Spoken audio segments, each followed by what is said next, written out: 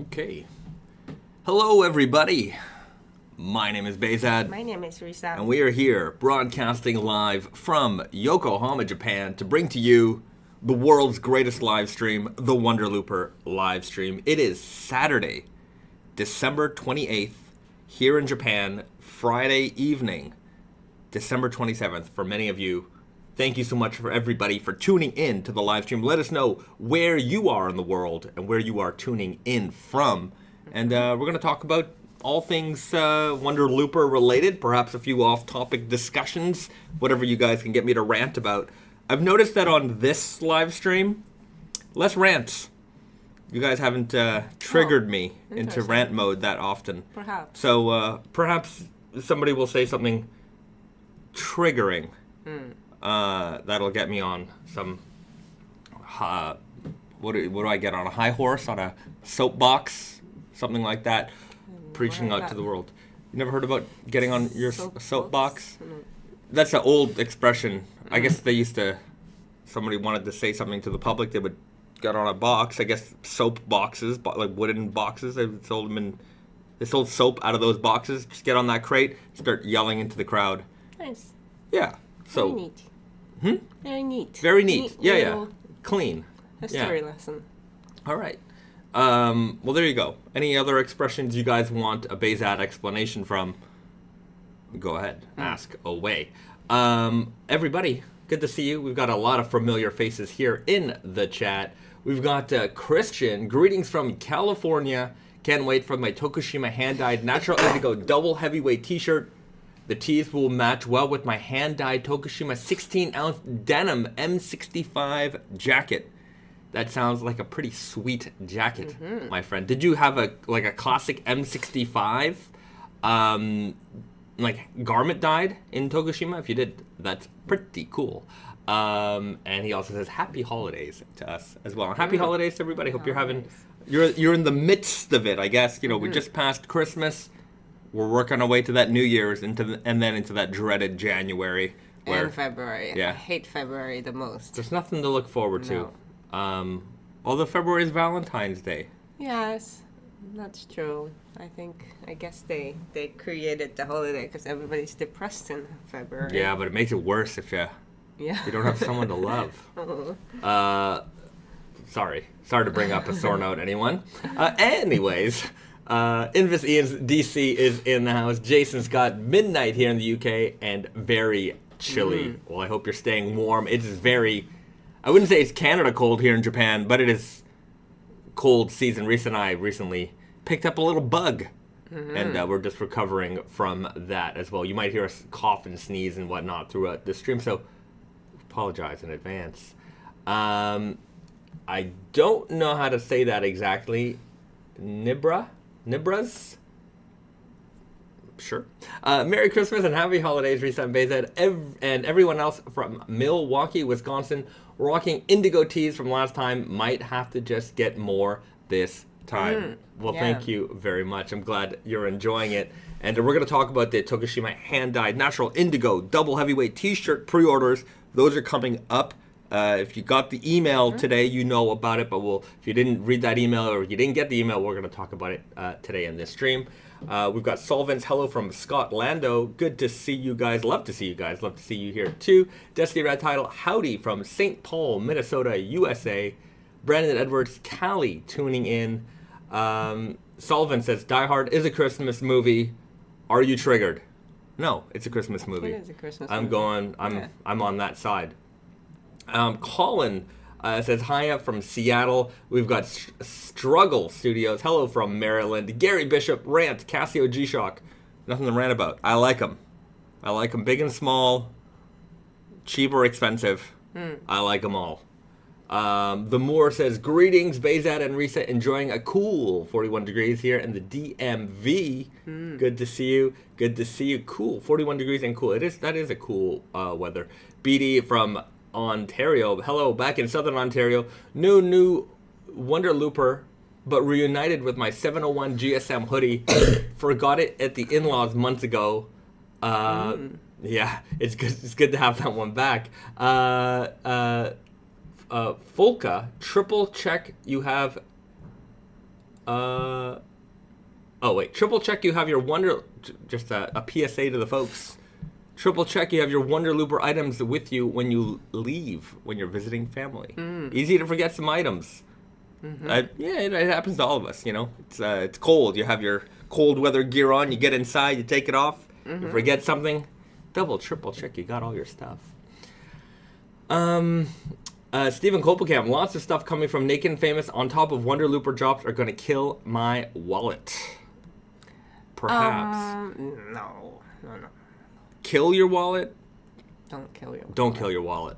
There will be more. Yeah, there'll always be more. But I appeared back from the dead on the Naked and Famous Denim YouTube channel recently. They dropped the Spring Summer 26 video. I'm sure everybody, at least many people are aware of that.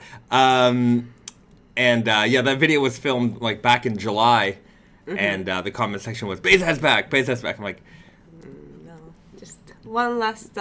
One last little appearance. peek in. At some point, we're gonna end up on.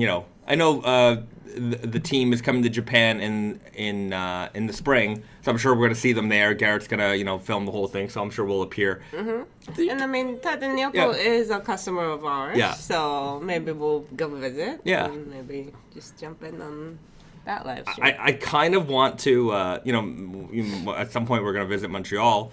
They might film a This Week at Tate Nyoko and like not appear in the episode, but appear in the background like picking orders. And just what happened to them? Yeah, you guys will know the joke. I already see. I can't hold anything back. Like that was just an idea that I had. Anyways, that would be funny. It's like a little cameo. Yeah. People will like, wait a minute. Are they just working in the warehouse now? We'll see. I think it'll be kind of funny. Arif, good to see you. Hello from Chicago. A non-Wonder Looper related item, but just snagged an undyed Mammoth jacket from the Iron Snail. Has fox fiber in it. Very excited for people. Excited about manufacturing amazing items. That is right. Our good friend Michael at the Iron Snail dropped his Mammoth jacket today. Literally, right. I was gonna mention it in this stream. And I went on the website, and they're basically sold out.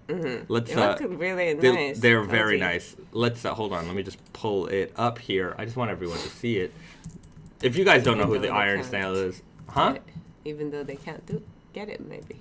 They can get it next time, maybe. It's just the way it is. It's the way it is these days. Yeah, but, it seems that way. Hold on. Here we go.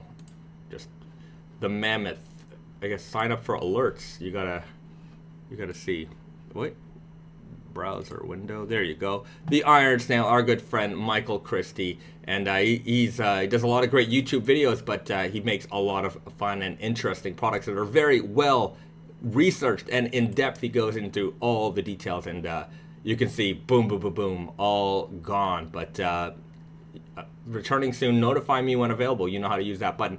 Check it out. Check out his YouTube channel if you haven't already. But Michael makes some really, really cool stuff. And I'm gonna say the best videos in like the menswear space. He makes the best videos, the most well researched, the best production quality, storytelling. He's very, very, very, very, very talented, and I'm very happy to see all of his great success. So check him out. Great storyteller and really cool product. So I think that jacket dropped in a couple of. Here you go.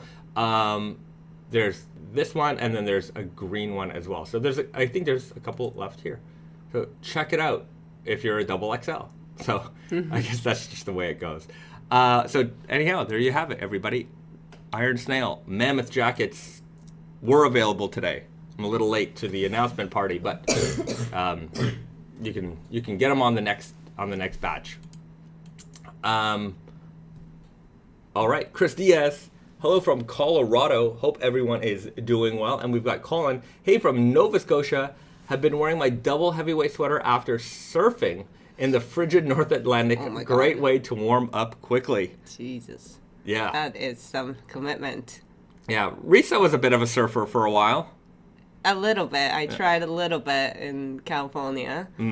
Even Southern California, it was very cold. The water is cold up there because, and, you have to go in the morning to get good waves, and it was too cold for me there. So I can't imagine what it's like to surf in Nova Scotia right now. Oof. You are committed to the craft, my friend. Stay warm out there. We've got King's Tie-Dye. Hi from Sacramento, California. Happy 2025. Thank you very much. Scott Pertzborn. Hello from Iowa. Thank you. James F. Hello from New Mexico. Wearing my Fox Fiber today. We brought the Fox Fiber back home to New Mexico. Hope you're enjoying it. OG Pineapple. How does the double heavyweight tee do in humid climates? I mean, it's like, I think we talked about it before, but it doesn't stick to your body because the fabric is so dense and kind of kind of stays where it is. Right. So I like the fact that it stays away from your body, it doesn't cling so much. It gives a airflow in there. So I would say if you're gonna wear it more in humid climates, don't wear it as fitted. Right? Maybe consider sizing up a little bit and wearing it a little bit looser. That way you create a lot more airflow as well. It gets pretty humid here in Japan. I wear mine in the summer, but I tend to wear them a little bit bigger. And for me, if I wear something in large or XL, which I do, I get them hemmed, right? Because as they get bigger in width, we also the grading of the pattern also gets a little bit longer in the length. But I prefer my length basically where the medium tees are. So my lovely wife handles my hemming for me. Sometimes. She won't handle the hemming for you, but if you have a Risa, get your own wife. If you have a lovely Risa of your own, maybe she'll take care of it for you, or your local tailor will handle that for you. A very easy alteration. We've got Chen Yip, so good to see you, my friend. Hello, guys. Good to see you. Stephen Kopelcam, my fellow Southeast Wisconsinite. We've got some Wisconsinites in the house. David A. Hello from San Francisco. The Moore, good to see you. Spring Summer 25. Bahzad. That's right. I was in the Naked and Famous video. Michael Giredo says, I was lucky enough to snag a Mammoth jacket. Nice. I'm sure those went fast. Michael's releases tend to go very, very quickly. So if you're interested in them, you definitely want to be subscribed to his newsletter and keep up to date with all of his informations. Michael says, happy holidays from South Carolina. Looking forward to hearing more about the hand-dyed natural indigo tee and baby cashmere garments. Really loving all of my fox fiber garments from Wonder Looper. Well, thank you very much, Mr. Michael Sun. Let's talk about a few things that are going on here in Wonder Looper land. First thing is first, today, after the live stream, so at 9 p.m. Eastern, so in about an hour and 45 minutes from now, we're going to be dropping the restock of the double heavyweight t-shirts. So we've got, let's head over to the internet website right now. So wonderlooper.com, double heavyweight crew neck tees, available December 27th at 9 p.m. Eastern. So we've got what's coming back into stock: white, black, navy, and khaki. So these four colors are coming back in stock, all sizes. Get them when you can. Sand won't be restocked anytime soon. Ecru and Sumi will be restocked in the fall. And same thing with these. Charcoal and Heather Gray, these are going to be restocked later on in the season.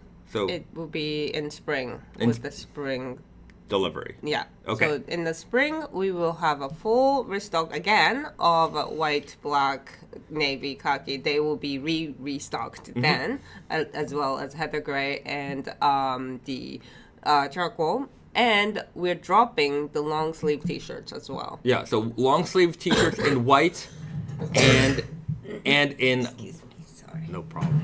In white and black. So those are coming in long sleeve t-shirts. And Heather Gray. So 3 colors here will be available in long sleeve. The Ikru and the Sumi will be restocked in the long sleeve in the fall. So you can, if you've been waiting for one of these t-shirts, you're going to be able to get one very soon. So that's the first bit of housekeeping. Also, shipping is closed until January 4th. Yes. 4th. The 4th shipping may be limited. Yeah. It's only, it is a Saturday. We don't usually ship on Saturday. They made an exception because FedEx, well, all of Japan is basically closed from now to, all businesses in Japan basically are off from today till the 5th. Yeah. So the 6th is when we finally come back to like regular civilization. But the 4th, we can make a little bit of a emergency batch shipping. Yeah. But we are likely not going to be able to ship everything that we have sold prior to that. Yeah. So what'll probably happen is, like, with tonight's release and like just sales throughout next week, we'll go into the warehouse, like we'll prepare some orders, and then on the 4th in the morning before the live stream, we'll probably go and put some stuff out for FedEx to pick up, and they'll pick up everything that has been picked and packed up until that point. And at the very least, we could have a Saturday pickup and get those out a little bit, sooner to you. So yeah, but again, just keep in mind that you might not get anything shipped if you order this coming week. You might not get shipped till the 6th. Yeah. Okay. So there's the other piece. Okay. Here's a good question. Ghost Cat Coffee says, if I wear XL in American brands, should I size up on the double heavyweight tees? There is no such thing as a standard sizing, so please check the measurement guide. Yeah. And this is a very good practice on all kinds of things that you do online. You want to check what the measurement is of the item you're buying, because you may be most of the time a size medium in all of the brands doesn't mean the size medium that you think is a proper fit is the size, the same measurement as what the brand thinks is a proper fit. Yeah. So you want to take a t-shirt that you like, that fits you well, take the chest measurements, pit to pit on a flat surface, take the length, take the shoulder width, things like that. Chest is the most important in t-shirts, but take those measurements compared to our measurements that we post on the product page, and just choose the right size from there. I would just say for the double heavyweight t-shirts, just a bit of advice, this fabric is not a stretchy fabric. So if the t-shirt you're measuring is a very stretchy fabric and when you wear it, it stretches with you, then you might want a little bit of an extra room in the double heavyweight, because this one's more rigid, like it doesn't stretch out. But at the same time, this t-shirt does not shrink much in the wash. Right. Sorry. So it's this is basically what you get is what you're gonna have for all of the time. Yeah. So I see a couple of comments in the chat there where they were talking about, well, if you kind of fall in between sizes, what do? You go up a size. You get the size that's slightly bigger. Look, slightly bigger fits, slightly small doesn't fit. Yeah. That's, you're going to be uncomfortable with it. So get it a little bit bigger. After all, it's a t-shirt. This is not like a tailored to measure suit or anything like that. This is supposed to be a little bit more casual. So a little bit big is going to be no problem. You're going to have the extra comfort that you need in there. Yeah. But yeah, I get it. It's kind of similar to maybe even the denim world, where people like to, I would normally wear a 32. Should I wear a 32? And it's like, I understand where the mentality for that comes from, because you especially honestly with like 32, like it sounds like it's actual measurements. Right. So like it sounds like something you can rely on. Yeah. But there is no like universal standard for sizing, and every brand just kind of makes up their own, this is how a small fits, this is how a medium fits, this is how a large fits. And like a lot of brands, I will say, are like they try to, work within a certain, framework. But of course you could be on the small end or you can be on the large end of that framework and, have those one size medium fit and one size medium not fit, right? Another thing to consider is like sometimes brands, they're small size, small, medium, large, or 32, 33, 34. Those can be based off of the just general idea of the company, right? If they think a size, like if they make oversized T-shirts, for example, a size medium is might be huge, right? Or if you make really, really fitted garments, a size medium might be really, really tight. So those are some things to like keep in mind. Some people use the word vanity sizing. And I don't think that, I think some brands do it, some brands don't do it. And I think I think it's mostly like a women's wear thing, actually. It's definitely more of a women's wear thing. I remember when I used to work in women's wear, we would get brands from Europe, like European brands, and we would get, and I mean like European Italian brands. Like, and I don't know what it's like today. Maybe they figured it out, but I just remember back then, if you had a woman's Italian brand, whether it was jeans or dresses or whatever it was the smallest thing you've ever seen. Like their 0 or their 00, and they would make 00, was it was for stick people. Right? And look, I'm not using that in a derogatory way. I'm just saying they're very, very slim people. And, we had customers, we had staff that would fit into them. But then you'd compare it to, like, the Western one. And, like, the Western brand that would have a 0, the customers come in, they see that Italian brand, they're like, yeah, I wear a 0. And, like, you don't want to be like, you're a 6. And, like, they don't want to hear that. No. Right? No. And so it's like Kelly Kapoor in The Office. Yeah. It's like I know what the 4 fits like. I've been a 4 my entire life. Yeah. And then that kind of attitude is gonna upset you, and you don't want to buy from that brand. Yeah. So they're. But also on a more like serious note, I think it is like when we're like dealing with like especially with jeans, but even with Wanderlooper too, like return reasons, like a majority, like not even like a slight majority, but like a vast majority of the return reasons, it's too small. So if you make your size bigger than the population thinks that it's gonna fit, then you're kind of avoiding that like because the returns costs resources and money to a brand.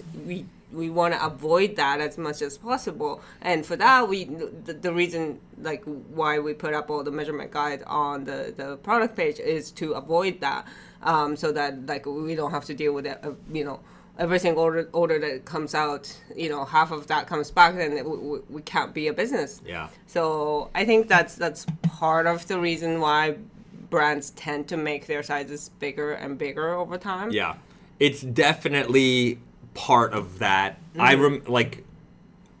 used to work for Diesel back in the day, and I worked in women's Diesel at one point, and everything was cut very small, and I don't know how it is now, but back then all the jeans were 100% cotton and small. I had one of those jeans, and it was ridiculous because we were up against Seven Jeans, Citizen Jeans, True Religion Jeans, Taverniti Jeans, Hudson Jeans, all of these brands that, it was like the hot LA like jean market. Before it was like all like designer jeans came from Italy, and then like all the LA, California brands came in, and it was like, okay, here we go. Lots of stress, lots of distressing. Our jeans fit everybody. And all of a sudden we went from like being able to sell jeans to being able to sell no jeans. And it was really only like the die-hard like Italians that would come in and buy Diesel. Maybe they were proud, like it's an Italian brand, I'm gonna buy Diesel. And everybody, like we just couldn't sell the jeans. Like you can sell the T-shirts and all the other stuff. Like the purses were popular, but we just couldn't sell the jeans for the life of us. And like the comment was, because all of us were like, we were jeaners, we're like, no, 100% cotton. Like you got to stay true. You can't.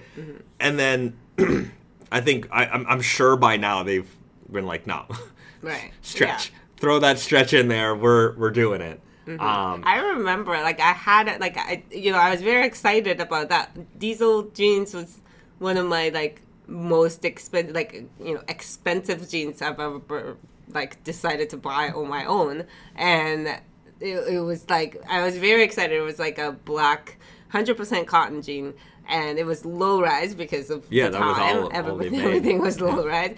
And I just, I wore them. It wasn't like, unwearably uncomfortable. But then I remember going to another pair of, like, nice jeans that had stretch in it. I was like, I am not You're not wearing turning. that. Yeah, that's it. So anyhow, that's how I'm going to say buying trends and returns influence sizing. So anyhow, that's just some. I don't know how we fix. Is it even a problem? I don't know. Anyhow, that's just what's going on in the world. In case you were not aware of the full picture there. All right. Jesse Hobbs says checking in from Loveland, Colorado. I like the name of that place. Loveland sounds like a lovely place. Okay. A lot of advice here in the chat about sizing up or using the measurement guide. There you go. Okay. Before we jump into some other topics, I didn't want to meander too far off, but we want to talk about Tokushima hand-dyed natural indigo dyed t-shirts. Okay, so if you subscribe to our newsletter, which you should, if you haven't already, you want to do that. And if you haven't already yet, hit the like button. Guess what? It's free to do, and it's good for you. And it helps us out, and I really appreciate it. And if that doesn't mean anything to you, I don't know. It's fun to press a button. That's true. It's not a real button, but... You know how I know that? Children like pressing buttons. And if there's anything I know, is that children are almost always right. That's why they get to be activists so often, because you can't say no to them. They're cute also. They're cute also. That's it. So, hit the like button if you like children. There you go. It's a weird. That's a weird way to say that. I shouldn't have said it like that. Sorry. All right. Anyhow. Tokushima Hand dyed natural indigo dyed t-shirts are coming in. The pre-orders are going to open on January the 13th. So in just a couple of weeks, January the 13th, the pre-order is going to open. You're going to be able to order on wonderlooper.com your size and your color. We have a little bit of a blog post going on here on the website that you can see. So you can click here. It's got a little bit more information about the process and some beautiful photos that you can see here of the farm and how everything is done. So we will have these available, all that information here. You're going to be able to not pre-order now. Can you? No. Not yet. Coming soon. Okay, so you'll be able to pick your size and then, of course, your color. We have all the color levels here on display, and it's a pretty simple process, I guess. And then we will have them delivered around May. So order in January, deliver around May, hopefully a little bit earlier, probably not a little bit later, but we'll get those to you pretty quickly. And of course, everything is going to be dyed. Look at that handsome guy. Look at that beautiful lady right there. Hit the like button if you like Risa. There you go. That's also a weird. I'm doing it. I'm saying it. I'm using it. I'm losing track here. I'm just trying to come up with good reasons to hit the like button, and I'm losing it. If you like these photos. These photos came out really, really nicely. So we talked about it a little bit before, but we the last time we did this pre-order Tokushima Hand dyed natural indigo t-shirts, we had, when the dye house is dyeing our T-shirts, we had arranged a professional photographer to go out there and take some photos of our own T-shirts being dyed, and the photos came out really, really nicely, and now we can really see like what it's what's going into these T-shirts. So I think it's a great way to see how your T-shirt came to life. Yeah. Well, there you go. So that is coming in just a couple of weeks. January 13th, 10 a.m. Pre-orders open. We have 140 units, around 140 units available, and this is through all sizes. Yeah. So it's not like 140 units of each size. We have 140 units of T-shirts available. So we have a specially made version of the double heavyweight T-shirt. The cotton itself is a little bit more absorbent to dye, and then the thread is 100% cotton, so that it is more, so that you can actually dye it, so that you won't have like a contrasting stitch on the T-shirt. So we call it a pre-order because we're basically we're dying to order, right? So if, more people, say like 50% of the people want like color 1, level 1, and 25% of the people want color 4, and the breakdown the rest of the way. That's why it's a pre-order, because we're not just sending it out and then making 25%, 25%, 25%, 25%. We're gonna make it to order, and so it is possible that we sell out all of the units in the pre-order time. The T-shirt units have a limit because the T-shirts have already been made. The reason why we do it this way and not just open up to like a real pre-order style where you can, there's no limit in how many T-shirts we can sell. The reason why we do that is because if we were to do that and then order the T-shirts to be made and then order the dye to be done, it would take a long time. So we want to avoid that long wait time. So we would be doing, a limited number. We're doing way more units this time than the last time because it sold out last time. Our aim is not to sell out, but our aim is to just have enough that are not too much, because we can't hold on to our inventory too long. Enough for everybody who wants it to get it.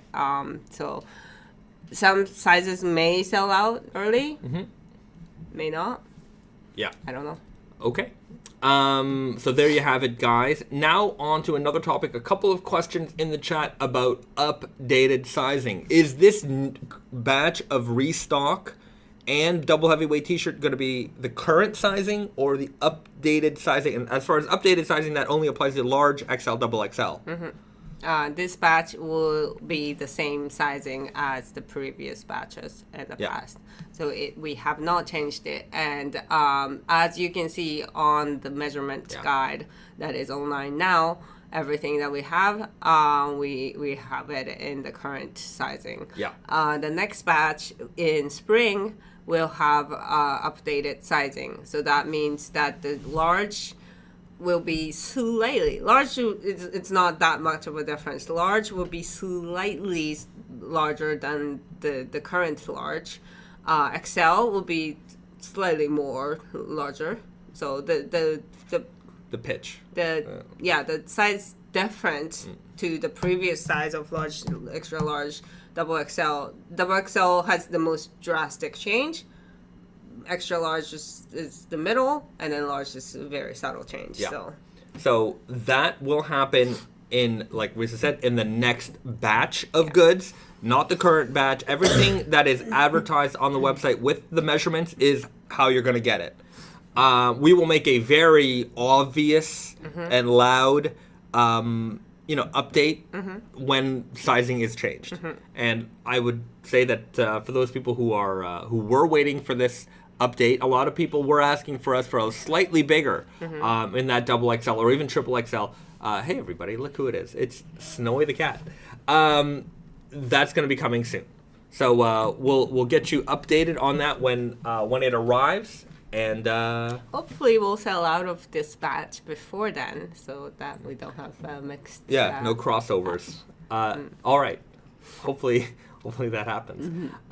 James F says, if you like the stream, you like the stream. If you don't like the stream, we don't like you. I still like you. It's okay. I like everybody. But I hear you. You should definitely like the stream. Okay. Okay. Axe Minister says, any fade progress pics from the last batch? No, because we didn't get ours. Yeah. Yeah, that's right. We have some. We have some samples of our own, but I didn't wear them because I wanted them to remain as samples. And then we sold out of the batch so fast that I didn't get a chance to even put one in for myself. So I'm gonna have to ask the community. Maybe you guys have some fade photos, some progress pics that you can put online. Just tag us and we'll share them with the community on Instagram. Stephen Kopelkamp says, will new sizing be across all models, including Ultimate Pima? Yes. Everything t-shirt wise will be updated with the new sizing. Okay. Nicholas Vilpu says, since this is the last stream of the year, I just wanted to say Yoi Otoshi wo. Did I say that right? Yes. Yes. Yoi Otoshio. My Japanese is not great, everybody. Well, he's making a progress. I'm one of those bad immigrants, but I'm trying to become one of those good immigrants and learning the language. 2025, that is one of my New Year's resolutions. I'm going to announce it here so that it becomes a reality. 2025, I'm not saying I'm going to be fluent or anything, but I'm going to be able to read. And I'm getting way better at reading. I practice every day. Reading hiragana, katakana. Yeah. You even started on a little bit of a kanji. Yeah. It is a very long journey. There are words that I can't read properly either. So don't worry about being perfect. It's just about making progress. Yeah. I'm gonna read. I'm breaking out of that illiteracy. You know what's amazing is I walk down the street and I'll see a street sign. I'm like, oh, I can read that. And I'll read it. I'm like, I know what that says now. And it doesn't mean anything to me because I also don't know what that word means. So I'm going from being able to read and then I have to learn the meaning of the word. Anyhow. Yes, but once you learn katakana, you can almost always understand what that word is because it's most likely derived from English or some French or foreign. So it's all coming. So hopefully. Yeah. But another New Year resolution we have for Wonder Looper is to get a proper office. That's it. So, if you read the newsletter, you got the news. We had disappointing news. Yeah, some disappointing news here from the Wonder Looper, and the office we were hoping to get fell through. Yeah, they went in another direction. I don't know. It's out of our control. Yeah. So we're just gonna keep our eyes peeled. A couple of weeks ago, we basically felt the urge, to start looking around and finally getting a place. We went to the first place that showed up.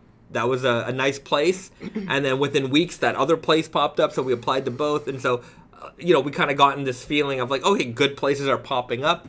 Right now, it's a slow time in Japan, right? So we're on the real estate websites, we're looking around.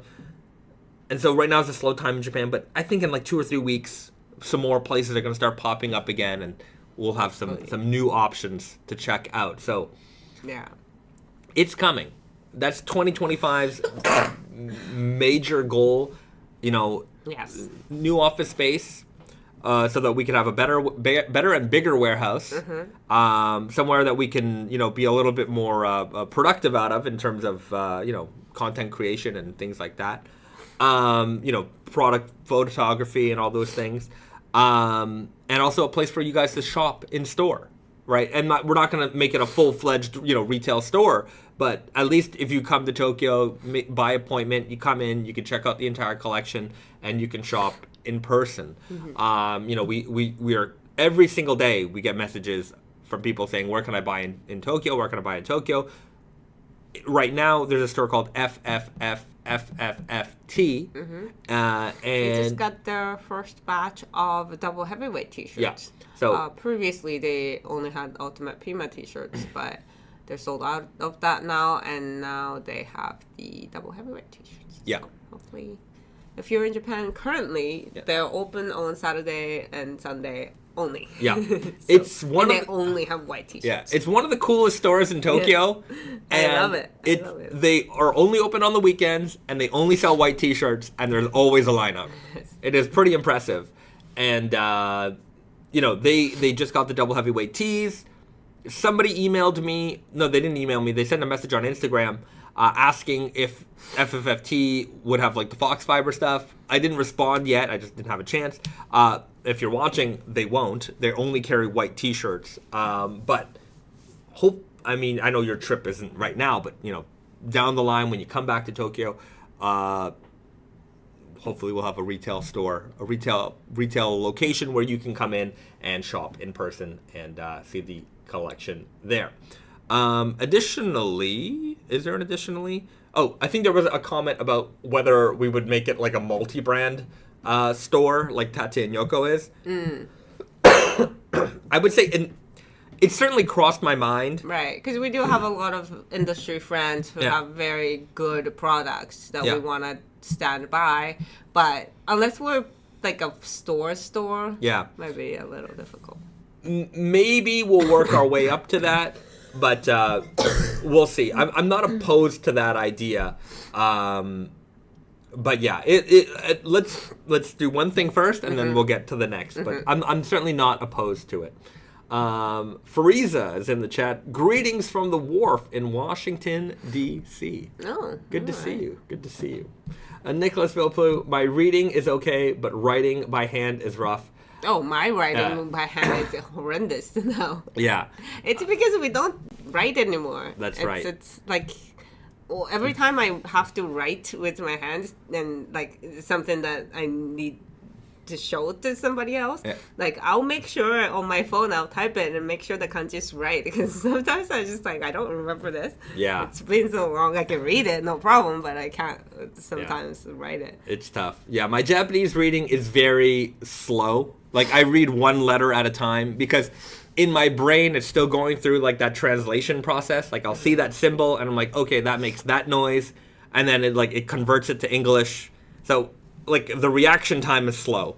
It'll get faster. Yeah, it'll get faster. I just gotta, every day, consistent practicing. Yeah. Okay.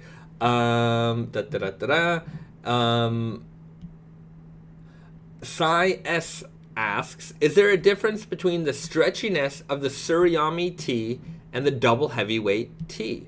That's a good question. Okay, the answer is not so much how the fabric is made, but the density of the fabric.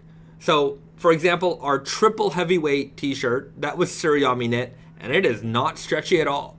It is so densely packed that there's no room for that fabric to like really give all that much. And the same thing applies to the double heavyweight t-shirt, which is not tsuriami knit.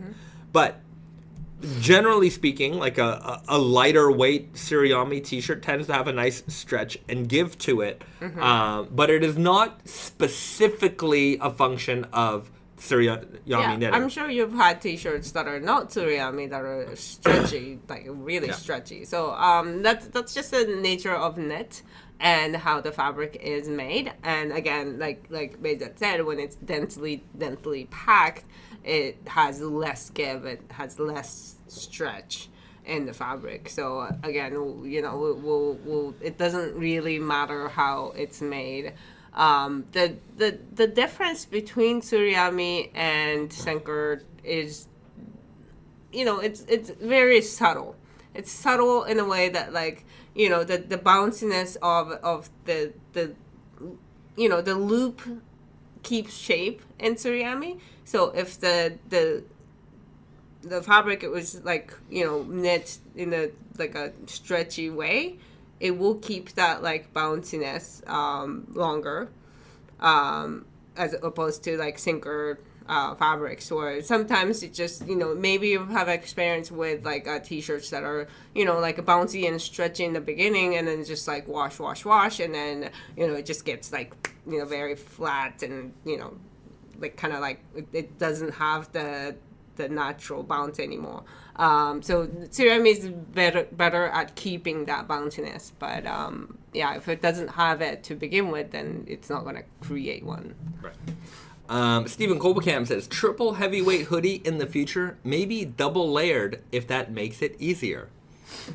Triple heavyweight hoodie. So triple heavyweight, I'm not sure where they are with this, but at one point we were talking to the mill about making a 1 kilogram fabric. So 1 kgm, 1 kilogram per square meter, right? Yes. So that is in the atmosphere, right? Well, yes and no. Yes and no. Anyhow, so we did actually go from 701 GSM to 876, and we didn't really make a big deal out of it, but it is a significantly heavier fabric. Yeah. It just the reason why that happened was because we kind of changed the way that the fabric is constructed, so it's a little bit more dense. It's the same yarns that the yarn count it's the same, but it came out like heavier at the end. But so we actually went if you consider 700 to 1 kgsm, it would have been like a 300 GSM increase. Yeah. We went halfway there already. Yeah. So I wouldn't say it's impossible. I wouldn't say it's impossible, but it's also a matter of the sewing is definitely difficult. That they already have a problem with double heavyweight. So I think we would have to change some things like construction details about 1 kgsm if we ever get to make the fabric. Another thing is that we had a problem. The reason why we changed the way the fabric is made for double heavyweight French terry was because we were we had a problem with dyeing the fabric because the fabric is so thick.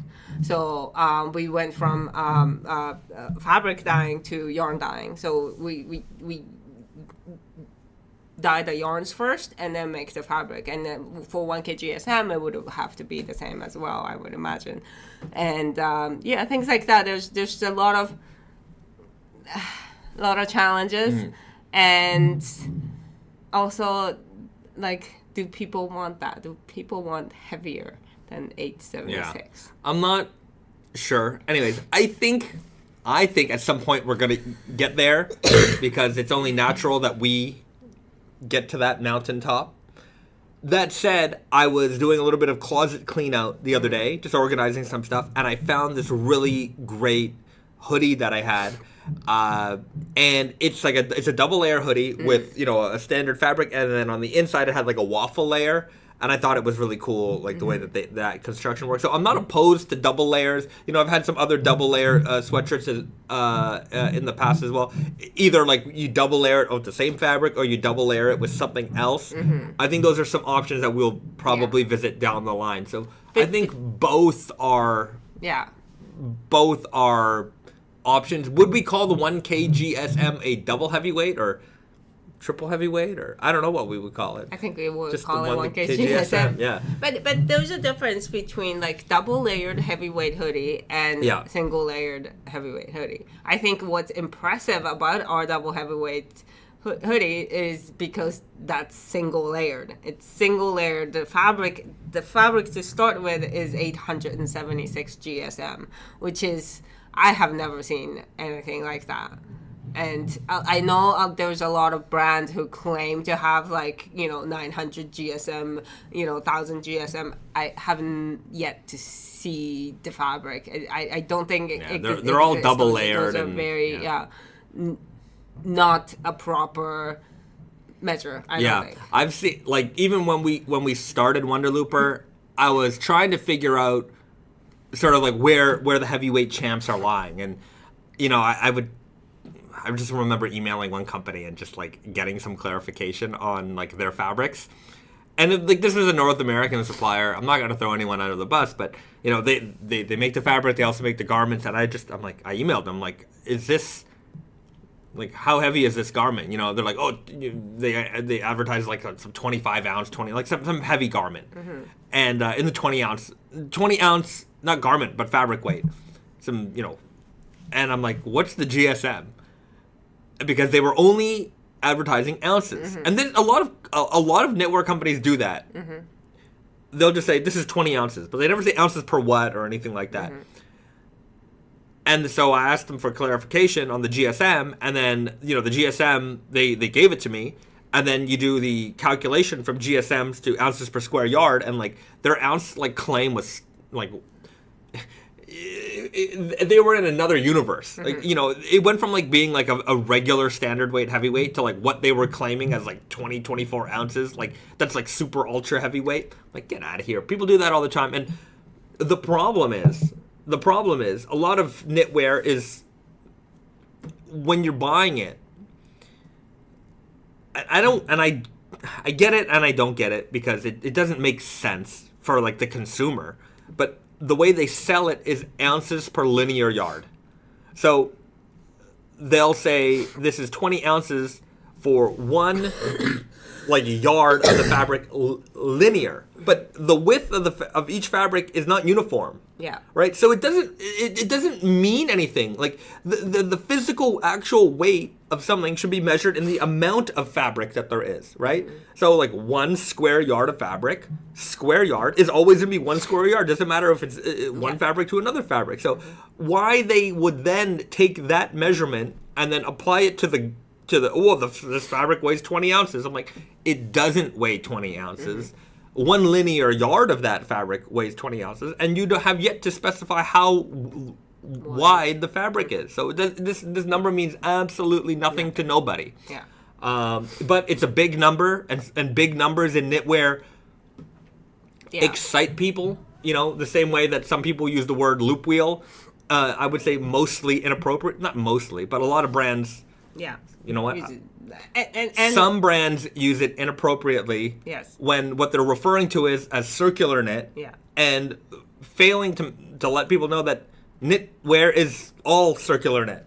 Yeah. Most cut and sew is circular knit. And the one of the most common questions that we get asked is that like, why does your loop wheel t-shirt have side seams? Right. And to that we always answer is like side seams has nothing to do with how the fabric is made. The fabric is made on a loop wheel machine, but that doesn't mean that we made the tubular the construction of the t-shirt.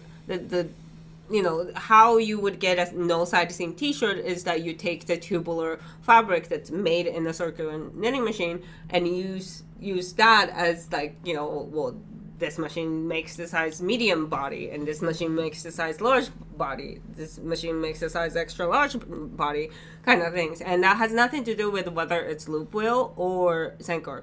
If you make it in a very fast modern machine, a good example of it is that, like, if you buy a Hanes 3-pack, standard t-shirt, like, probably most common t-shirts in the world, most sold t-shirts in the world, they're often tubular, because the reason for that is that if you make the fabric this way and then you don't have to do anything on the side you just have to add the neck and the sleeves, it's cheaper that way. It's less operations. Yeah.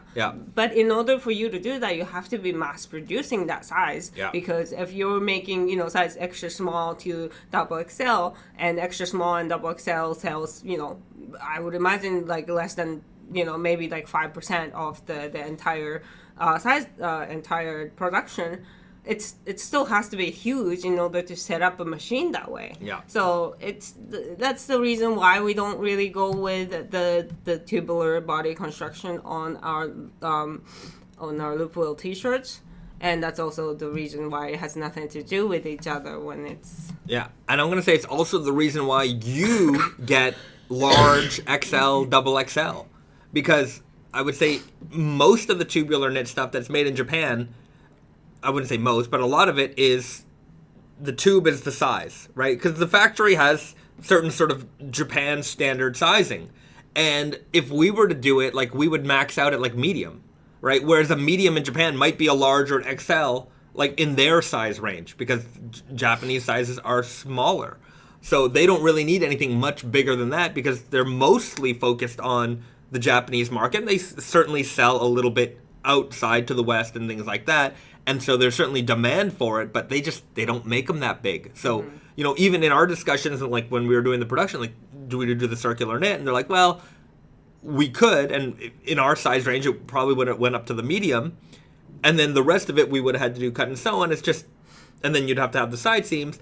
And it's like, instead of doing that, you know, it's actually more efficient for us to just make everything in one shape and then do the cut and sew from there. Yeah, especially if we're making our own fabric. It's one thing to use like a running, sorry, running like loop wheel fabric. Then a lot of the brands are going for like, you know, similar sizing. You're limited to what it's set up, but you can use that exactly and make a t-shirt out of it. Whereas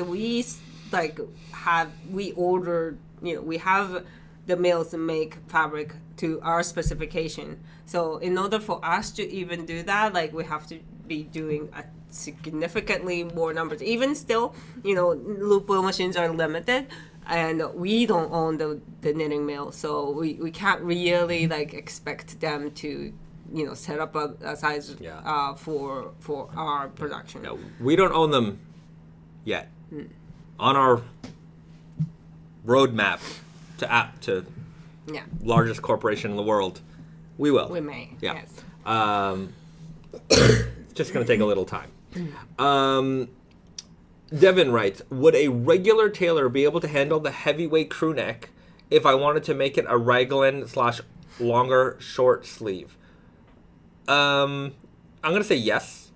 A tailor should have no problem. Like any of our fabrics, a tailor should have no problem like adjusting the sleeve length if you wanted to. Yeah, I would imagine. Yeah. It's a matter of you know, the machine they have and stuff like that, if they're willing to do it. I cannot speak for any of like regular tailor, but it's the difficulty of like sewing something like this is like where the parts, like, you know, there's more than one or two layers. Like if it's just like cutting the sleeves and, you know, just finishing the edge, finishing the edge, then it's just like at most it's a 2-layer job, so it shouldn't be that much of an issue. But Stephen Kopelkamp says, speaking of circular knit, what's the roadmap look like for the recycled t-shirts?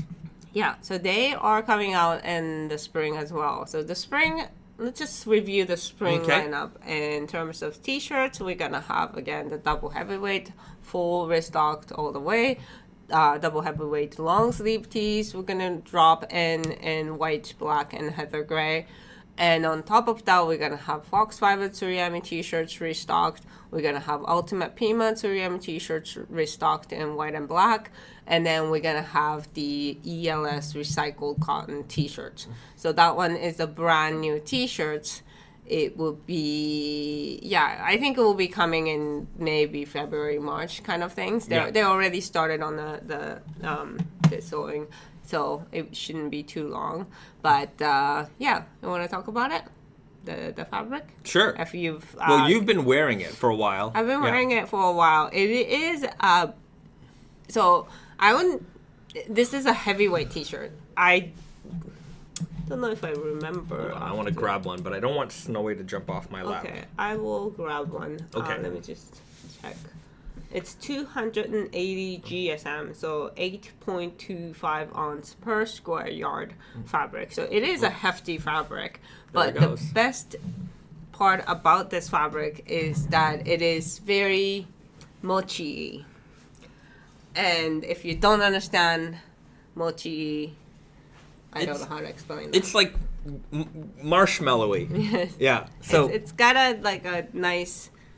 Yeah, it's got a nice stretch to it, I guess. It's got a bounciness. Yeah, so it's got a nice, very, very nice flow to it. And while it is a little bit heavier weight, like compared to like a standard T-shirt, it's not quite in double heavyweight land. No, but and the stretch really makes it comfortable. It's Yeah. a way more comfortable fabric Yeah. than double heavyweight. So you get a heavier tee that is very, very comfortable to wear at the same time. So I think this is going to be a lot of people's like all-year T-shirt. Yeah. Whereas like the double heavyweight, look, maybe it's not your favorite T-shirt to wear on the hottest summer days, but this is going to be no problem. Whether it's the hottest summer day or even a cold weather day, it's a great T-shirt to wear for layering. Yeah, and so the concept of this T-shirt is that we take the double heavyweight T-shirt offcut from the cutting table. So the double heavyweight T-shirt gets, cut into shapes, patterns, and gets sewn. But, because we make a ton of those T-shirts, there's a lot of excess, little scrap fabrics left after production. And basically what we did was like gather up all the offcuts and then have it sent to get it like recycled. So cotton fabric recycling, there's a few ways to do it, but two of the main ways to do it is to take the offcuts or, maybe even sometimes garments also. But that's a little bit more difficult because sometimes it gets sewn with poly cotton thread and then you can't mix it. Anyways, so this is offcuts of the 100% cotton double heavyweight T-shirt fabric. So they take that, chop it up, and then into like a smaller fibers, and then they'll mix it up with the longer, more longer, like proper cotton, like virgin cotton, in order to spin it into yarns. And because of that long staple cotton and short staple cotton mix, that's how we get this like slubbiness. So the yarns are very slubby, which means that the fabric comes out really slubby. Yeah, and so you get a lot of texture to this, which you'll... Yeah. Hopefully it's going to pick up on it, but I picked the ecru one here. So this is going to come in a couple of different colors. You can see it's very, very fuzzy as well.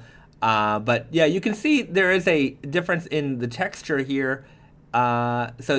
That is the combination of the long and short staple fibers coming together to make this T-shirt. And another thing we do also is that it's not just the recycled from the offcut. I mentioned two main ways to recycle cotton. Another way is to take the cotton from spinning process. Spinning mill, yeah. So the spinning mill who makes the cotton into yarns, when they do all of those processes, there will be like fluffs of cotton that just get everywhere. I'm going to see if I can find video of that. Yeah. When we visited our yarn spinning mill, like, it's just basically you have to wear, mask, because otherwise your lungs will be covered in fuzz from cotton fuzz. It's that much of like a fluffs flying around. What they do is collect those fluffs and then make it into yarns again. So what we did was both of those methods. So offcuts chopped into smaller parts, fibers, and also taking the fluffs off of the spinning floor and mix it in with the ELS, extra long staple cotton, in order to make this yarns. Yeah. So it's basically 70%, around 70% of this cotton is recycled in either of those two ways, and then the 30% left is the organic extra long staple fiber cotton. You know what? I can find the video, but it's such a huge file that's gonna download and like mess up the bandwidth. Okay, we'll put it up somewhere. Yeah, I'll make a short or something about it to explain how that works. But yeah, and we will make a video about this this new product. Yep. I think by the time we have it available, and we'll have to kind of work on how we can explain this more seamlessly. Yeah, it's a bit of a long story. Yes. But Stephen asks, how does it compare to the Ultimate Pima or Fox Fiber T-shirts? Oh, it's much heavier. Yeah. Ultimate Pima, I think, is by far the lightest that we make. Yeah. And then Fox Fiber. Fox Fiber is also, it's not like super chunky, but it is still heavyweight. This falls like above that. Yeah. Yeah. So yeah, and then this one is, I would say, much slubbier in terms of its texture. The Ultimate Pima is very smooth and clean. This one is a little bit more, how can I say, it's rugged. It's a more rugged t-shirt. Yeah, it's rugged, but it's also marshmallowy. Yeah. So it's not so rugged. Right. It's rugged looking, but very comfortable. Yeah. Yeah. You will definitely see it when you feel it, if that makes sense. Yes. But because of the way that this is manufactured, we actually can't make a lot of them because it relies on our offcuts. So the more double heavyweight t-shirts we make and sell, the more of these that we can make and sell. So these might only get restocked like once a year sort of thing, just so that we have enough like stuff to recycle in order to make the production of these. 100%. Yeah. And it's just, it is a very, recycling like fabrics and garments is a very long-winded, like expensive process. So, last week we also talked about like recycling and, using like the excess fabric and offcuts and stuff like that. But it's just, through this process, like we do really, like, we did learn that it is a very not efficient. And we wanted to do it, and we're happy we're doing it, but it's not like something that like, oh, it's recycled, so it's basically garbage, so it should be cheap. Like it's not. It's a very complicated process. I would say that leads into like maybe the top, like the discussions around garment recycling and the challenges, like the challenges around that, and to like properly make sort of an eco-friendly garment. It's not as simple as a lot of people think. I remember this was years and years ago, but I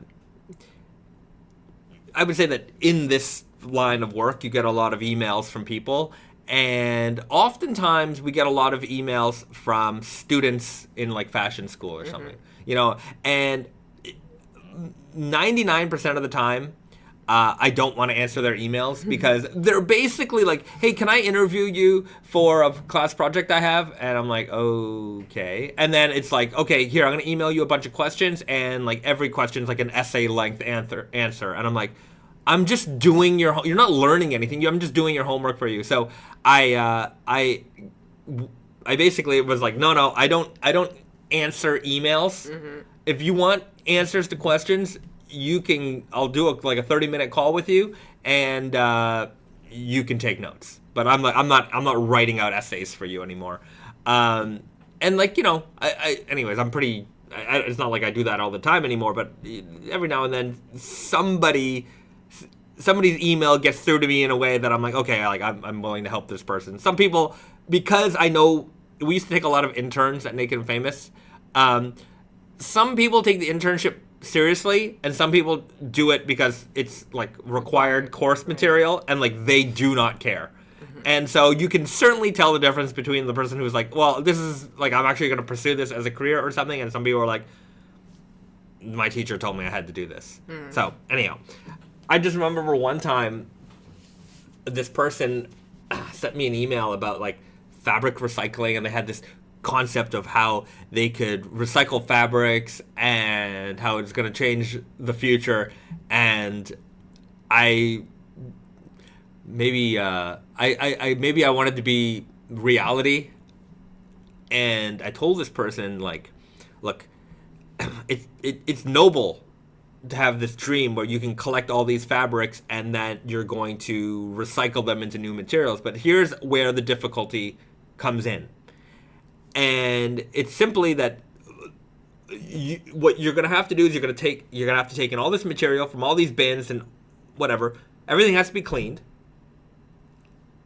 And so that's going to cost a lot of energy. Yeah, and a lot of water. Right. And then you're going to have to sort everything out by fiber. And so once everything's sorted out by fiber, you're going to have to, on the garment itself, you're going to have to, each individual garment, you're going to have to sort of figure out where you can cut the fabric in order to get the usable, recyclable part of that fabric. So like on a pair of jeans, for example, you can't cut along seams because the polyester threads are in there, the polycore like sewing threads. You can't cut along anywhere where there's a rivet or hardware because that's gonna not go into the recycling machine.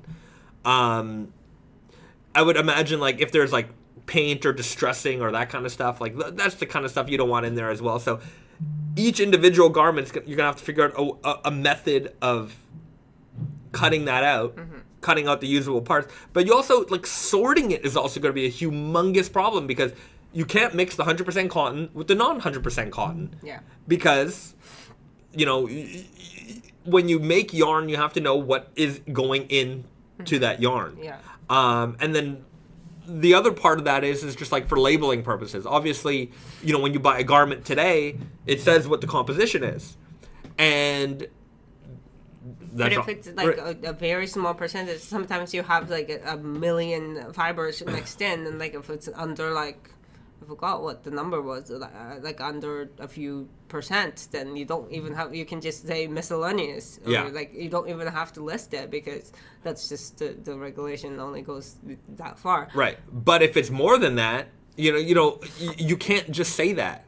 And like maybe if the world carves out this is a miscellaneous fabric, just straight up miscellaneous fabric, then that might open up the world to more recyclable garments. But still, it's such a huge undertaking, whereas it's a lot easier to grow the cotton and just make something from new. It just really is. Maybe even in terms of resources, it might be. Yes. It is, again, like, just like anything, like you start with an idea and that just sounds amazing. That sounds like the best thing for the environment or for our, for our, civilization. And then you just think of like actual, like, how to execute it into reality. And a lot of the times it doesn't work as well as you think it would, and or you wish it would. And the garment recycling, fabric recycling, those are like very good examples of that. It's just a lot of the times it's not worth it. And the thing is, like, we want to feel better about ourselves of maybe over consuming, or like maybe having to, like, obviously, like, we all feel bad when we have to throw away perfectly good clothing because it doesn't fit you anymore, or because you don't want to wear it anymore. But I think it's just like, a matter of like, okay, do I want to, like, and there are all kinds of recycling, places where you can just, dump your things and you feel better about it because, I didn't throw in the garbage. I put it in the recycling bin. But what happens is that, like, they get just sent to like a landfill somewhere. Yeah. And it's just like, we have to kind of, it's tough because I know that there are recycling programs out there that are better than others, and they're trying to make this work. So I'm not trying to throw shade on it. I'm just trying to say that it's not. Well, doing it. Yeah. Sure, so. It's just not as simple as recycle here's a T-shirt, you throw it in the bin, and then it's gonna get chopped up and made into a new thing. It is. Yeah. At that level, it hasn't come to like full fruition yet, and I don't know if it ever will. Mm-hmm. In our level, like offcuts is a lot easier. Offcuts and yarn spinning recycling is a lot easier because you can easily control what it is. Mm-hmm. Like if it's 100% cotton and it's all from my production, I know what it is. Yeah. So that like down the line, everything is still consistent. But like when you're gathering fabrics from all different sorts and types, that's when things get very complicated. But another thing is that we have to consider like the colors and stuff. Like, like the easiest way to recycle something is, and oftentimes whenever you see recycled cotton, it's most of the time coming from the spinning stage where all the fluffs gets recycled. Those are the easiest way to recycle because those are just undyed, like basically raw material still. Whereas like once it gets dyed and once it gets into like a fabric stage, even if it doesn't have like all the different bits and threads that's sewing them and all kinds of other mixtures, it would still be something that you have to consider, like, okay, this is a black offcuts, so we have to put it with the other blacks so that it doesn't contaminate the whites. Things cannot just be like, mixed and it will just be all like dark gray. You know what I mean? Like, it's just going to be weird color. So, speaking of which, we are launching these in Ikuru white, black, and heather gray. Yeah. And for instance, like black like heather gray would have like the black, or dyed offcuts, and then mixed in with the whites and stuff like this. So that's how you get the heather gray. That's how you get the heather gray even when brand new fabric is. But that's how it gets made. And heather gray, on our side, like it's more expensive because of that, because you have to blend in the two different colors and then make it consistent color just across. So it is a difficult yarn to make. Right. Meanwhile, Maxim says that is the kind of insights I look for when watching your live streams. As a consumer, thank you very much for sharing your knowledge. Well, you are very welcome. I'm glad that we get to rant about this to people. Yes. I mean, it's like I hate to like break the wonderland of like goodness and recycling, and it's just it is heartbreaking to learn about like the difficulty, but I think it's best to know. Yeah. And I mean, like, again, circling back to the original, like this person who I had this call with, I felt like I was shattering their world a little bit. I mean, like, it's not that just because something isn't easy, it's not doable. I was just like, I was sort of letting her know that everything that you're talking about is already being done in big scale, and they're having extremely difficult time with it. Like, this isn't your idea. I mean, it might be your idea. Of course, sometimes people just have ideas that have already existed. Yeah. I mean, PlayStation 6. I thought about the PlayStation 6 ever since the PlayStation 5. I mean, doesn't mean it's my idea. Just make it faster and better. That's it. Crank those two things up. I'm waiting for my royalty check, Sony. Thank you very much. And if not that, PlayStation 7. Even faster. Even faster. Even better. Better pictures. Yeah. More entertainment. But yeah, it's like, and also like, I think it's like with any goodwill kind of things, for the better of the society kind of thing. It's like, like you learn, when you're a kid, like you feel like you did a great thing sending, your old clothes to Africa or whatever. And then you learn that it's not necessarily the best thing for them because, their economy gets messed up if we send a whole bunch of free stuff to them. And, and things like that. It's just like, in practice, not everything that you mean well is going to be like the best thing for them. A lot of that stuff also, those clothing recycling, or like clothing to like, needy countries. Yeah, sometimes it goes in and it's just like, it screws it up because, when there's free stuff on the market, the people who are trying to like build an economy, I'm trying to make garments and clothes, and how can I make garments and clothes when I'm competing with free? That's difficult. Understood. But then the other part of it is like a lot of people import that stuff because they're like, okay, well, I can buy like 2 tons of recycled garments from North America, and then they sort and sift through it to see like what's useful, and then the rest of it goes in their trash.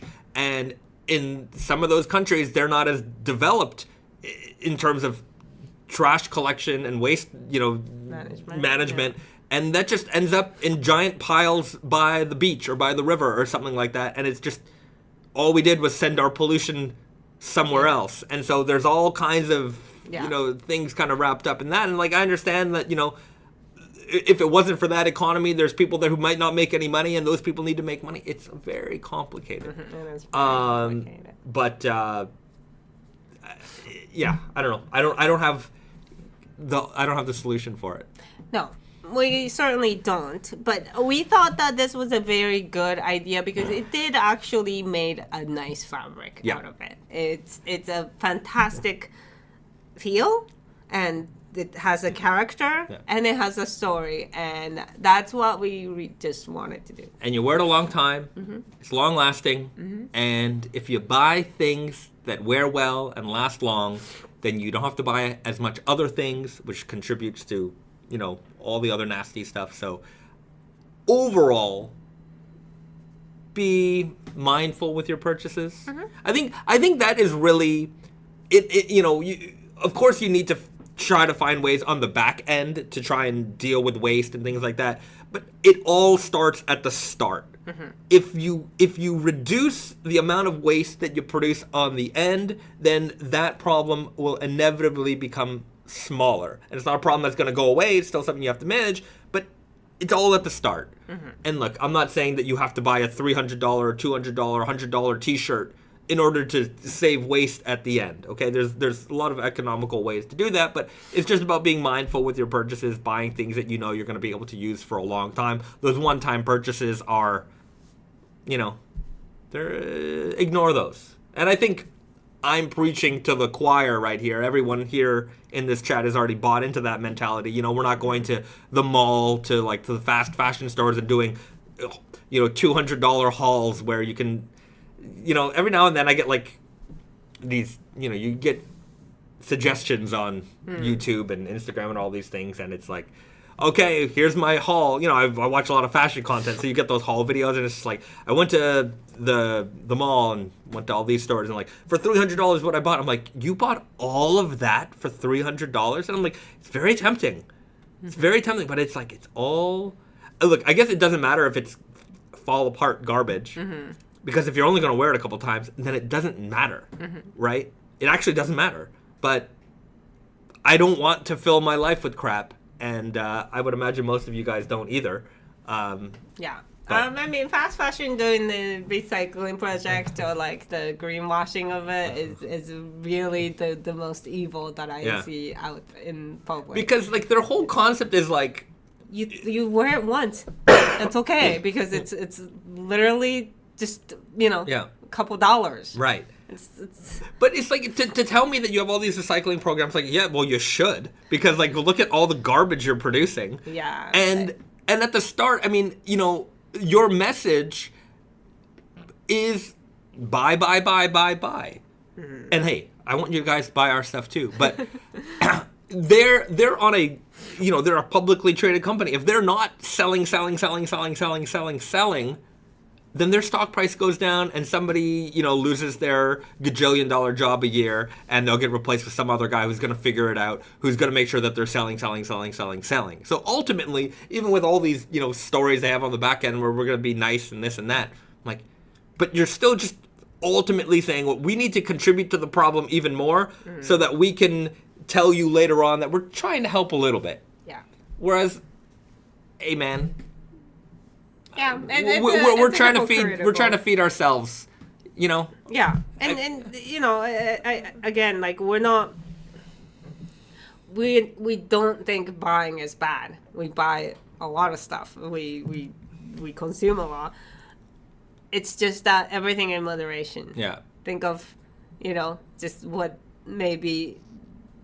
kind of impact you're leaving. If you're like over consuming, and it's, you know, it's like diets, right? Like sometimes it's okay to have junk food, you know, it just happens. Yeah. Enjoy. That's life.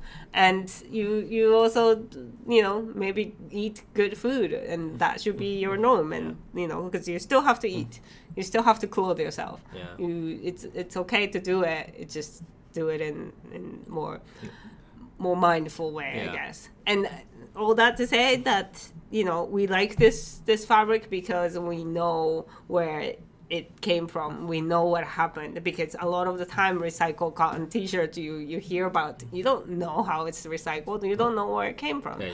Now we have something that you guys, you know, get to know what happened in the back end. And many of you already own the double heavyweight t-shirt, and now you can own it in a slightly different way. You know, it's kind of interesting that way. So I'm just glad that it's using all of our recycled parts, and we get to use more of our fabrics in other ways. So anyhow, There was a little rant time there. That was a long rant time. There you go. There.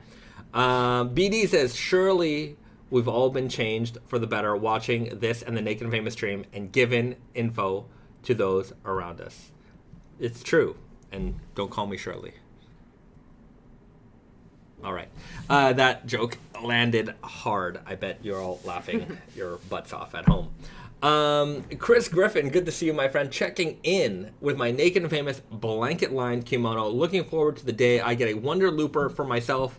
So far, I've only gifted Wonder Looper. Great gift option. Nobody has it already, and everyone has loved it.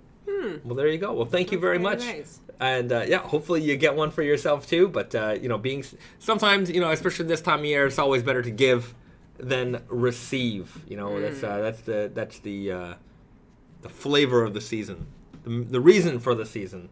I always like to say, although I don't think I've ever said that before on stream. Giving Christmas gifts is always nice. Honestly, I don't really. Like, what I get it's fine, it's nice, but, we have nieces and nephews, and it's just, it's a lot more fun to, see their eyes light up when they get something nice. I'm old. I have everything. I don't need much stuff. But yeah, anyhow, I think we all feel that way too. Okay. Red Raider says, I want a t-shirt so heavy it makes my feet hurt. I don't know. I don't know if we can make that. Armor-plated t-shirt. We're going to have to find some armor-plating guys. How would the feet hurt? It would be so heavy that, like, walking around with it would cause devastation to your ankles. Oof. Yeah. All right. We'll work on it. Brandon says, any updates on the horn buttons price? Can't wait.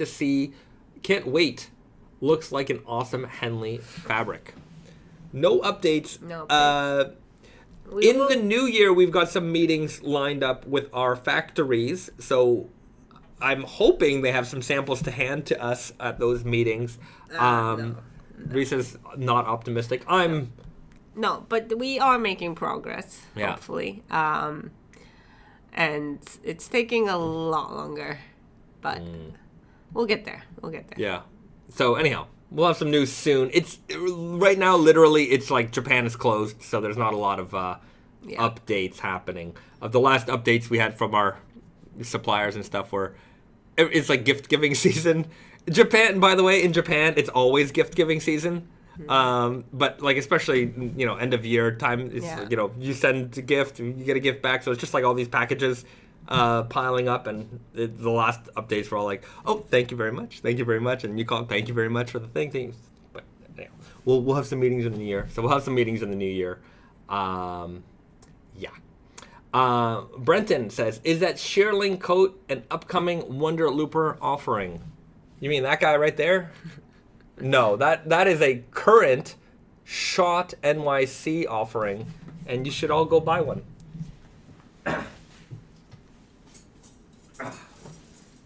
Just go and get one. I got one. Risa has one. You should all get one. Schott NYC, made in America, type B3. They got them. Get them. They make them in black. They make them in men's. They make them in women's. You should get that coat. It's a good coat. You know what? The other day, anyway, I was just wearing it, and I was just looking online at sort of, I have friends who still work in, like, department stores in luxury world land, and, they post about, new things they got in the store and the prices, and like that coat, what you would buy from like a luxury brand, it's insane. Like in some cases, like 5 figures. And I'm like, you're not getting better. It's not, there's construction wise, it's not going to be better. Fabric wise, there's nothing better about this jacket. And like silhouette wise, maybe it's a little bit different, but like, is that worth like 5, 6, 7, 8, 9, 10 times the price point difference on that jacket. And then I started just going through more and more like luxury brand offering prices, and like I always dump on them, but like they're at the point where it's absolutely absurd. Like I do not understand the mentality of someone buying that stuff. Yeah. Like it can't possibly be for status, right? Because who cares? Like, does anyone really care if you've got those two? The only letters that are important are WL, of course. But if you've got that symbol on your shirt, does anyone think you're they're so everywhere nowadays. Like, does anyone think, oh my, that's a celebrity, that's a real rich person right over there? I'm like, nobody could possibly think that. And like when you're wearing these garments that are just like logo prints. Like, I'm like, unless you're like a pimp or like that's the only possible profession I could think of that is like actually appropriate. I'm like, what is the point?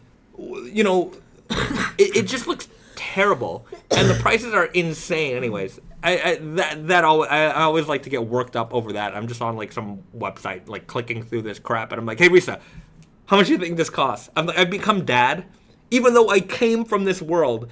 It's just like the prices compared to now, or I think they're absolutely absurd. And if you buy into it, boy, I got a bridge to sell you. Yeah, I mean, there's only so much that you can like. There is a diminishing like return point that happened way before. It's like, first of all, just because it's expensive doesn't mean it's made of better quality materials.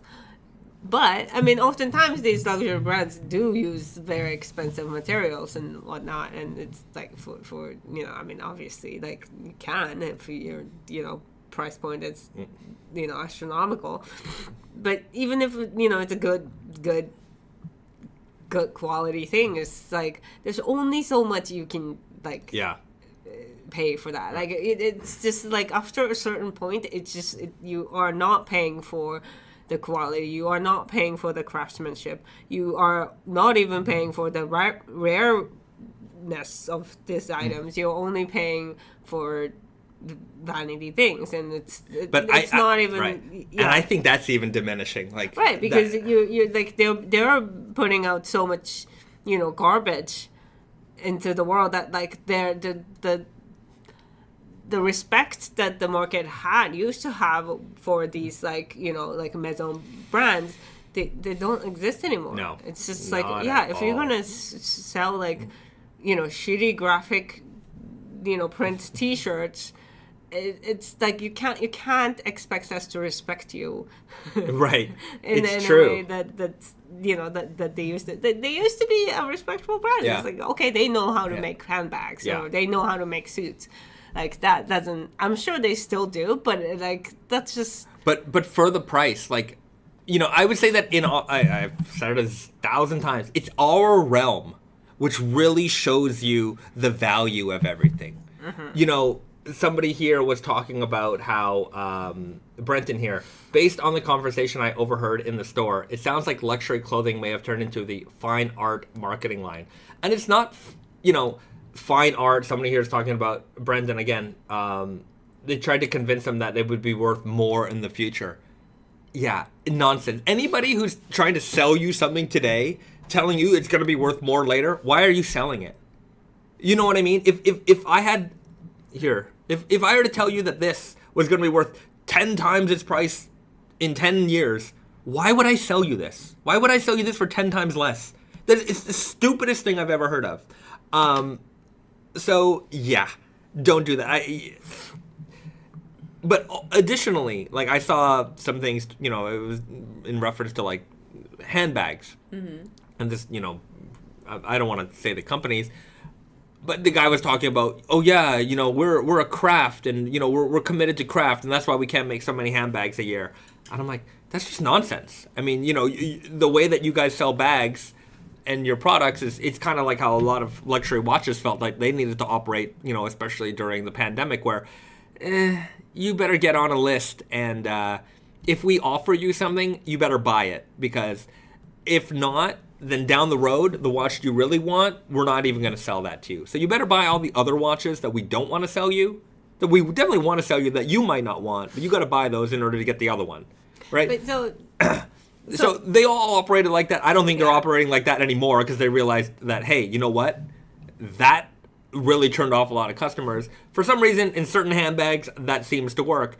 But no. But the thing is, like, what I learned recently from a friend of mine is that, like, it's just like, because it's, you know, if you do that, like, if you just do that where, like, oh, you have to spend this much and then you have access to this items, and then you have, if you become, you know, a good customer of this grade and then you get to buy this, that is illegal.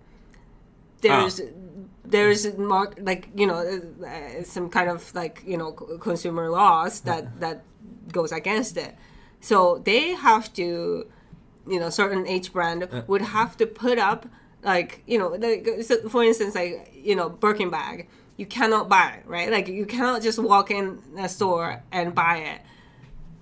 I don't know if Birkin bags are around, like, but you know, like, say like one of those bags, like Kelly bag or whatever.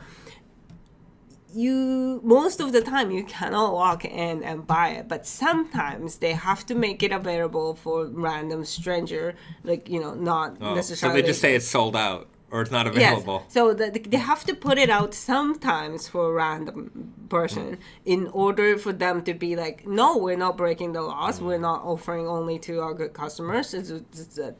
So that's how, like, a lot of people, I guess, like, in that world, like, you know, obviously the chances of coming across a random is very low, so you still have, like, a account and, like, you know, just put in a lot of money into that for a chance of, you know, coming across the bag. But even then, like, they don't always give it, like, they don't guarantee anything so much. It's like they can say, like, oh, you know what, like, we don't have it now, but, you know, like, we have these, how about these?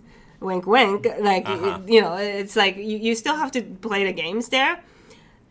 And then on top of that, they have to, like, randomly walk around the city and just go to different locations in order to, like, you know, like, just try your luck. Sometimes, because sometimes it happens.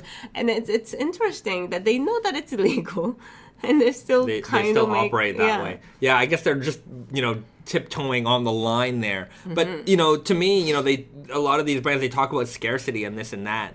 And, you know, if you look at our world and the leathercraft world, a lot of these small makers who are making beautiful bags, beautiful wallets, and things like that, and you look at the craftsmanship and the material that they use and the explanation, and they, you know, even guys on YouTube, they really show you how the whole process is made. And then you look at their prices and you're like, this is, especially once you've watched their channels for a while, you start to understand how these things are made.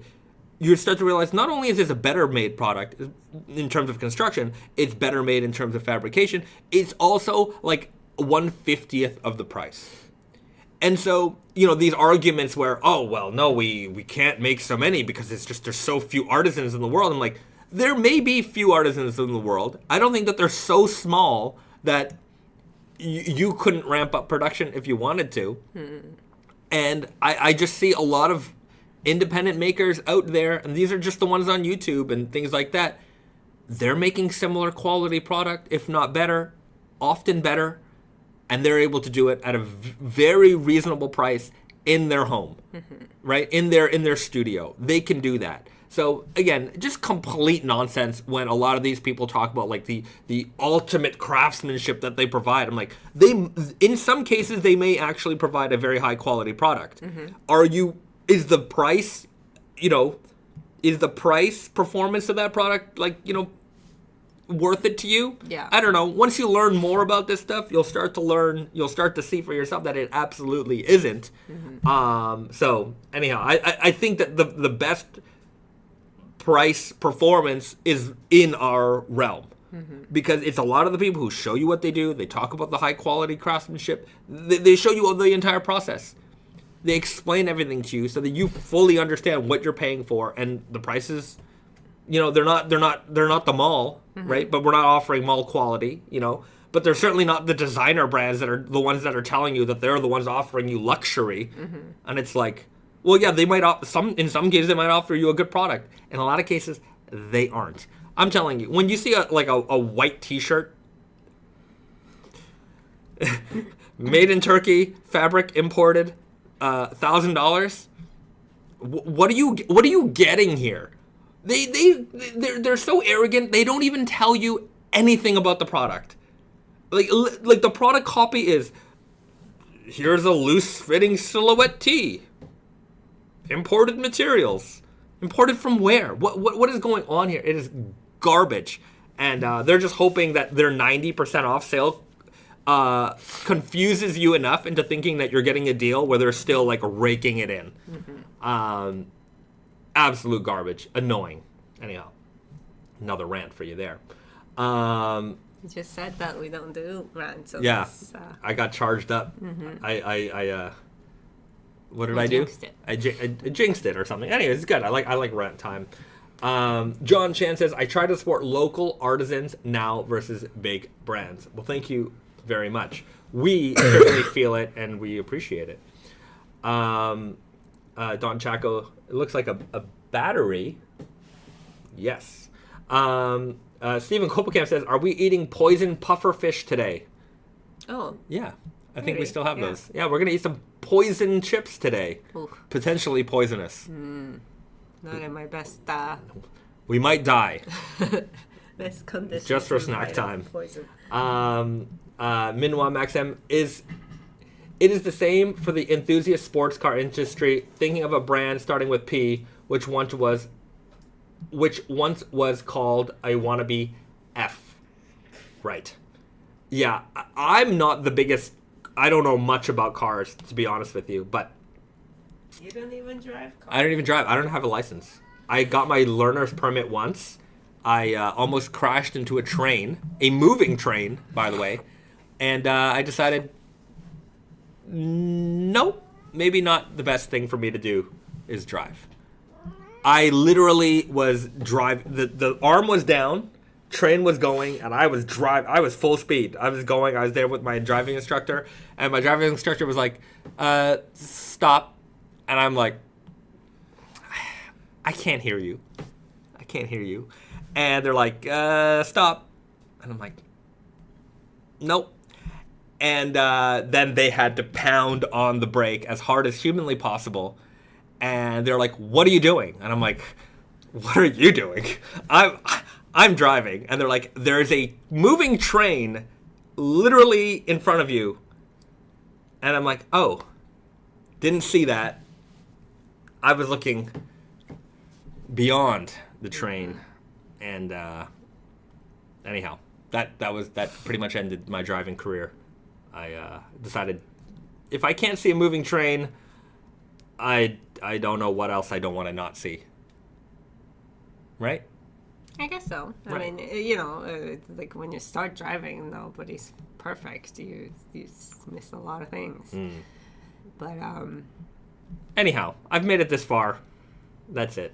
Okay, guys, let's head into snack time because we do have some potentially poisonous chips to try out today, made with the goodness of Japanese pufferfish, fugu, as many of you may know it, made popular by the American cartoon program The Simpsons in a very special episode where Homer and the family decided to try some international delights for dinner, and they went to the sushi restaurant. Homer loved everything, despite being a little wary of it, ordered the fugu. The trained chef had his busy hands busy with Miss Krabappel, and so I guess the other guy had to do the fugu. Did his best, served it to Homer, and they warned him that it's a good chance that he was going to die. So, now we're going to do it. Now we're going to test the waters ourselves with fugu flavored. They're not chips. So they are like rice snacks. Rice like cracker snack. Yeah, like fried rice, basically. No, not fried rice, but like a fried rice. Yes. Yeah. It's hard to explain that. But so like this is the flavor of fugu sashimi. And the thing is, fugu itself is, just like a lot of white fish, like it doesn't have a ton of flavor on its own. So basically, I'm guessing it's going to taste like something that you eat the fugu sashimi with, which is like these like spicy little, like a thing and like a scallions and kind of things. Yeah, and like a citrus. Yeah. Yeah. So we'll see. We will see. Don Chaka says closer to a cereal than a chip. No, it's to me it's like a little rice cracker. Yeah. So I don't smell anything. It could be I'm sick. So. Oh, it smells like the spicy bits. Okay. So this is what it looks like. It's a lot more orange than I thought. Yeah. I thought it would be more Covered white. in this powdery, I guess, flavoring. No, I don't need it. Could be poisonous. I don't know what these black parts are. All right. So there's a lot of mystery in here. I do like the logo. I like that little beaver guy. It does say that they actually do use fugu in this, so maybe these black parts are like The poison. skin. Okay, All right. let's do it. How many people a year die from fugu poisoning? At least one. I would imagine. At least one. And I think it's traditional that the sushi chef beg for forgiveness in a serious way if he kills somebody with it. Okay. I don't get this. I think he's got to, do the business. I see. Yeah. Appropriate. Appropriate. Yeah. Mm. Okay. Okay, anyhow. Hopefully we don't die. Kind of citrus taste. Mm-hmm. That's all I taste. Yeah. A lot of citrus. It doesn't even have a spiciness. No, and zero fish flavor. Zero. This is all just citrus flavor, like a yuzu kind of flavor. They're fine. They're very they're not very crunchy. They kind of crumble in your mouth pretty fast. Yeah, I like these ones because it's not so hard on your teeth, and it's it's great. Yeah, they're okay. But They're fine. The taste, There's no fugu in there. So if you are a fugu fan, I'm going to say you might be disappointed in the lack of fugu flavoring. If you are excited to try fugu for the first time, this is not how you do it. no, go to a fugu restaurant. Yeah. You can only get fugu at a fugu restaurant, really. Like, it's not going to be casually served. If you go for fugu, it's going to be a thing. It's going to be like a couple-hour dinner. Yeah, I think the idea is that you only want to get fugu from fugu restaurant. Yeah. 'Cause, just in case. Right. Yeah, and it's one of those things, like, I would say that, we're going to end on this one. In Japan, hot such. Number one. In Japan, some people, if you go for like a really kind of traditional Japanese meal, the amount of dishes that come out are seemingly endless. Sometimes you think you're finished your meal and you're like, no, there's like 5 more courses coming out. And you really did not expect that because it's just not something that is ingrained into your thought of like Japanese cuisine, is that there's just going to be an endless supply of like small dishes coming out. And when you go for fugu, that's exactly what it's going to be like, because they're gonna like serve you the fish and they're like, okay, we're gonna take back the dish, whatever's left, we're gonna do this, we're gonna make this next dish, and then we're gonna keep recycling that fish into so many different dishes. It's not recycling, but they're using every part. Yeah, they use every part of the fish, and it is quite the thing. And I would say, yeah. Anyways, you gotta experience it for yourself. If you come out here, you really have to like fish in order to want to do that. I don't think it's anyone, like, everyone wants to come. You want to eat like some Japanese beef, and that is often an event, or like a nice sushi restaurant is often an event. But like fugu, I feel like it isn't on a lot of foreigners' like lists to try. That's true. Yeah. It is very Japanese. I will say that. It is a very Japanese experience. You might not even like the food so much, but it is a very Japanese experience. It's also not offensive, I think. Yeah. A lot of, again, like whitefish doesn't taste like anything. Yeah, that's true. It's just, Yeah, And- it's not the yeah, you won't be upset by the food. You just might not be like, this is like, you know, if you spent 3 hours at dinner, you're not going to be like, wow, that was the greatest meal I ever had. Whereas like after you go for like a nice Wagyu steak like event, you're like, that was awesome. I think you're just Yeah. speaking for yourself. Yes, I like the Wagyu steaks. All right. Well, everybody, we're going to leave it there. Thank you so much for tuning in to the Wonder Looper live stream. In about 10 minutes, we are going to make the double heavyweight t-shirts available on the website. They're going to be available for restock. So go and get them. Your size is going to be available. They're going to be shipping starting on the 4th. So shipping is closed until then. But anyhow, you can order now until then. Anything else? Thank you for all your support in 2024. In 2025, we have a clear goal of having a better, bigger office, More inventory. more product variety, more fox fiber. More in 2025. It would have been better in 2024. Anyhow, 2025 it's going to be bigger and better and greater. Sorry. And it's Yes. all thanks to all your support. Yes. You guys made it happen, and we're going to make it happen for you. What you guys want to see, we're going to make it happen. So let's leave it there. Everybody, have a good New Year's. Yes. Be safe out there. Do something nice for yourself. And importantly, do something nice for somebody else. And we'll see you guys next year for the Wonder Looper live stream, the greatest live stream in the history of all live streams. And hit the like button before you go because we like it. And you'll like it too. All right. Bye, everyone. Bye. Happy New Year.